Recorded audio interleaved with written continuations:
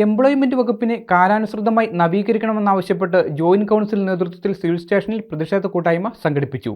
Thodupuzha employment എക്സ്ചേഞ്ചിന് മുന്നിൽ നടത്തിയ പ്രതിഷേധ പരിപാടി ജോയിന്റ് കൗൺസിൽ സംസ്ഥാന സെക്രട്ടേറിയറ്റ് അംഗം ഡി ബിനിൽ ഉദ്ഘാടനം ചെയ്തു.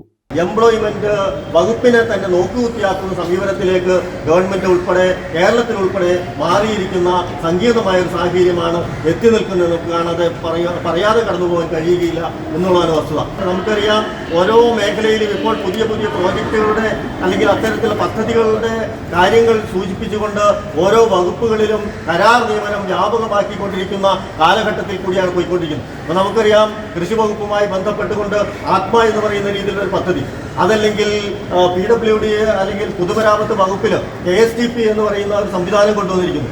ആരോഗ്യ വകുപ്പുമായി ബന്ധപ്പെട്ടുകൊണ്ട് NRHM പദ്ധതി കൊണ്ടുവന്നിരിക്കുന്നു. ഇത്തരത്തിലുള്ള പല പദ്ധതികളും നടപ്പിൽ വരുത്തുന്നത് താൽക്കാലികമായ നിയമനങ്ങൾ യാതൊരുവിധ സംവരണ തത്വവും പാലിക്കാതെ തന്നെ നടത്തുന്ന തരത്തിലേക്ക് വകുപ്പുകളെ മാറ്റി തീർത്തിരിക്കുന്ന സങ്കീർണമായ അവസ്ഥയിലേക്ക് എത്തിയിരിക്കുകയാണ്. എയ്ഡഡ് സ്കൂളുകളിൽ ഉൾപ്പെടെ ആ സ്കൂളുകളിൽ കൃത്യമായിട്ടും ടീച്ചർമാരുടെ നിയമനവുമായി ബന്ധപ്പെട്ടുകൊണ്ടുള്ള താൽക്കാലിക നിയമനങ്ങൾ, ആ താൽക്കാലിക നിയമനങ്ങൾ നടപ്പിലാക്കുന്നതിന് കൃത്യമായ വ്യവസ്ഥയുണ്ട്.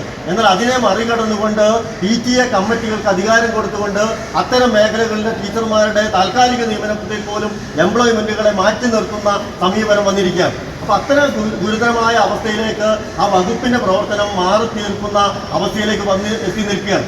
ജില്ലാ സെക്രട്ടറി R ബിജുമോന്റെ അധ്യക്ഷതയിൽ നടന്ന പ്രതിഷേധ കൂട്ടായ്മയിൽ നേതാക്കളായ AK Subhash, NS Ibrahim, ലോമിമോൾ KR, Muhammad Nisar തുടങ്ങിയവർ പ്രസംഗിച്ചു.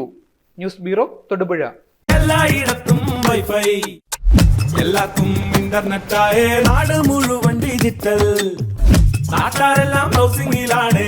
എന്നാ സ്പീഡാ കേരള മിഷൻ, എല്ലാവർക്കും ഇന്റർനെറ്റാ, എല്ലായിടത്തും നെറ്റാ. കേരള വിഷൻ നവകേരള പ്ലാൻ വെറും 199 രൂപയ്ക്ക്.